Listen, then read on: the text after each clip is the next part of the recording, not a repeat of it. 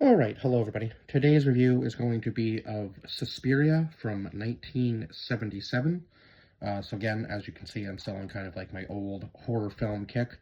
But it is that time of year where it seems like I'm just kind of more drawn towards the spooky films. So let's get a lot of these out of the way because I do have a lot of horror films to go through. So yeah, I think I'm going to go through some more of those as opposed to some of my other movies that I have right now. So we'll get on the horror kick through September and October, and then probably go back to normal, obviously, after after we do September and October. We'll get out of the horror movies and go back into my list in general and see what I'm wanting to watch. And yeah, that's pretty much how I'm going with it right now. Is kind of what I want to watch is just yeah as I go through my list because I have so many movies to go through, and a lot of people are suggesting stuff. So yeah, um, let's just get into this one. So this movie, it, it was very different in a sense. Now, it seemed like it might be a slasher type flick in the very beginning with, obviously with a killer, it seemed like, and then this girl gets hung by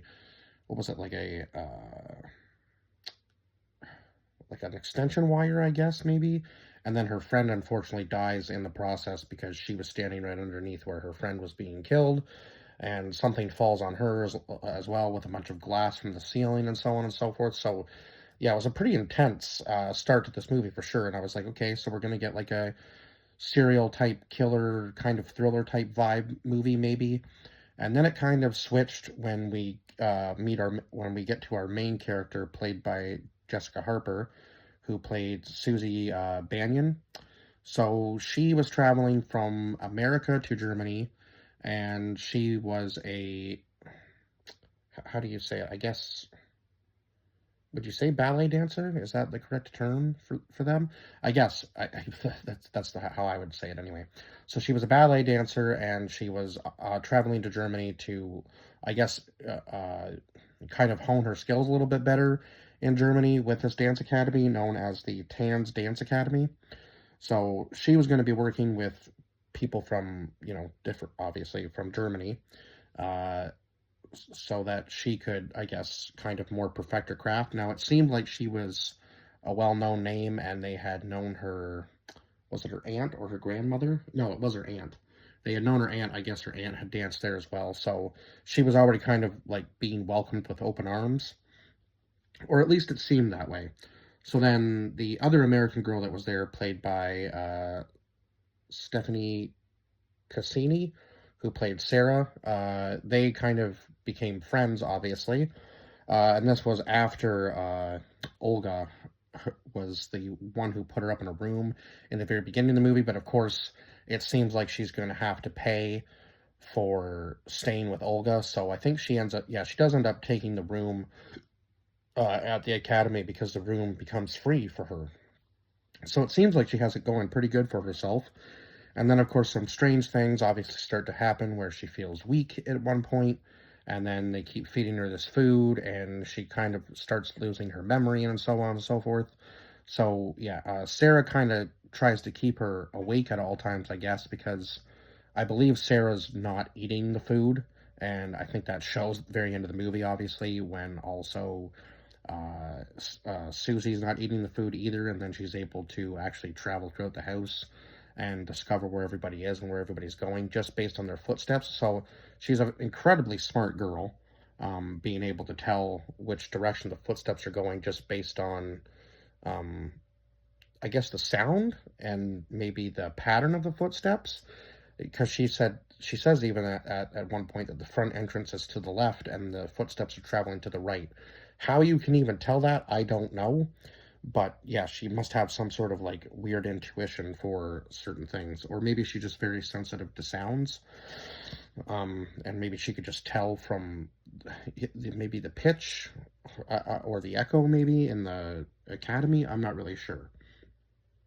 But then we had Flavio Bucci, who played Daniel, and he was the pianist, I guess, or the music composer for most of the ballerinas, and he was also blind. So he had he had like a, I guess you would call it service dog to obviously help him walk, and then one day his service dog goes off the rails and bites the kid. Uh, where is he? Albert, played by Jacobo Mariani.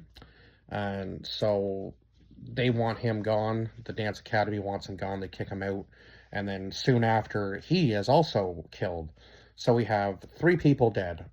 Two who were part of the Dance Academy, and then, well, I mean, as three technically that were part of the Dance Academy. And now this dog is kind of on the loose, and we don't really know where it is after it has killed its own owner.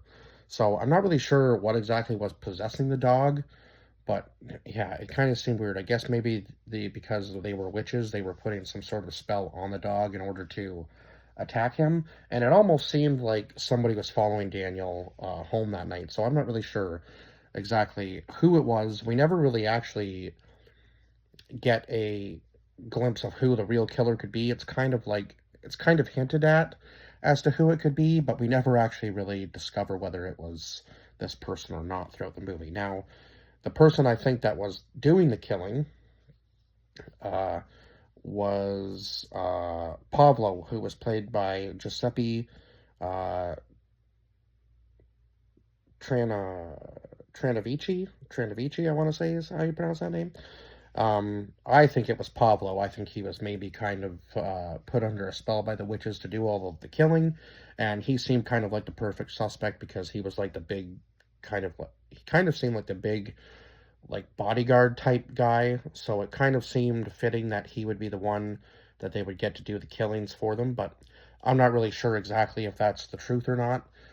You never really get to see like a hand or anything because it's always covered by a glove, so they were very good in that sense as to not show you who the killer was, but to kind of, I guess, speculate about who it could possibly be and maybe pick your own killer. I'm not really sure what happens in the remake, whether they show more of the story, because I feel like there was bits and pieces missing to this movie that kind of could have been put together a little bit better. But I mean, overall, it was understandable in the end, as we know that there was obviously occult activity, and it seemed like these witches had been living quite a long time. Now, there were subtle hints too with the food. Um, Not really sure exactly, but they did tell her to drink red wine each night with her meal. And when she pours out the red wine into the sink, I'm like, that is not the consistency of wine. So I think she was somehow drinking blood, and maybe they were slowly trying to change her as well to get her into this cult. So then, obviously, when they find out that she's not eating the food anymore, they want her gone, right? Because she's discovered their secret. Before I guess maybe they could convert her completely. And then we had Eldia Valley, who played Miss Tanner, who was the dance instructor. Um, she was she was different. She kind of seemed like she was a bit of a I don't know really know what other way to put it, a bit of a hard ass when it came to certain things, and she was definitely trying to push. Uh, she was definitely trying to push Susie way too far in certain parts of the movie, and eventually it just led to Susie collapsing, right? And then that's when they were able to kind of control her a little bit better. And it seems like whatever they were putting in the food was making these people all sleep, right? And then, of course, Sarah was defiant that she was going to find something in the house.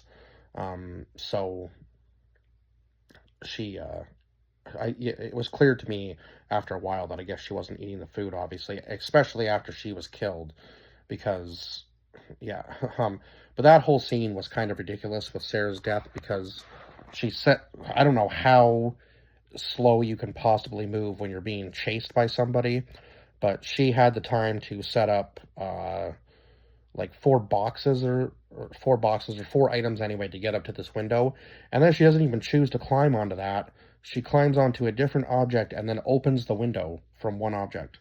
So I was actually laughing because I found that so ridiculous that she had all that time and the killer somehow wasn't able to get into the room with her in order to take her out. And then when she jumps through the window, she jumps into like a pit of barbed wire. So I was like, what is this place set up like? Because it seems like it's just set up with booby traps so that these people can't actually make it out.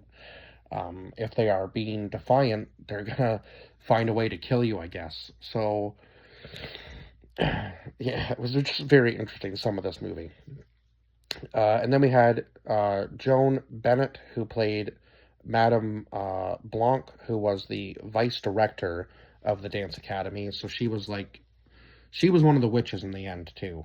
And I guess maybe she was like the main one, or the one who was taking power, uh, at least at this point.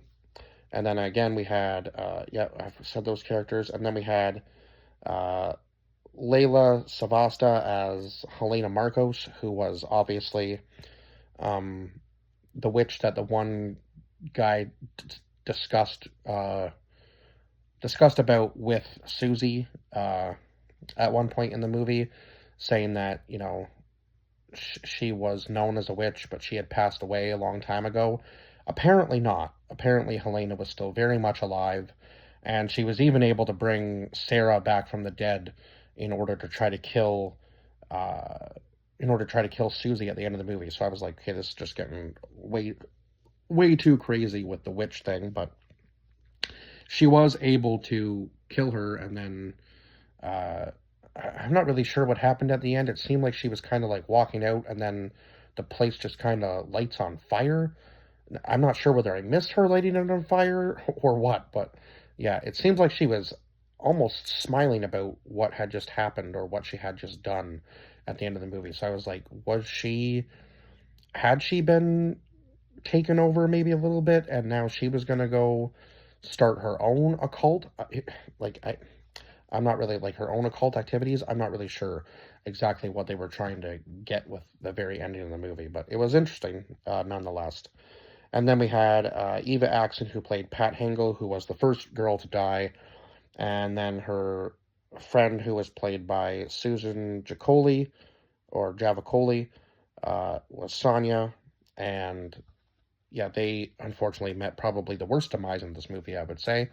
Um, but other than that, uh, yeah, I don't really know what else I can talk about for this movie. I think I've pretty much covered everything as I kind of introduced the cast as I went along. But yeah, I would actually like to watch the remake sometime and just see maybe if they do a little bit better job of explaining some of the story that I think was kind of just uh, pasted together a little bit too quickly, maybe.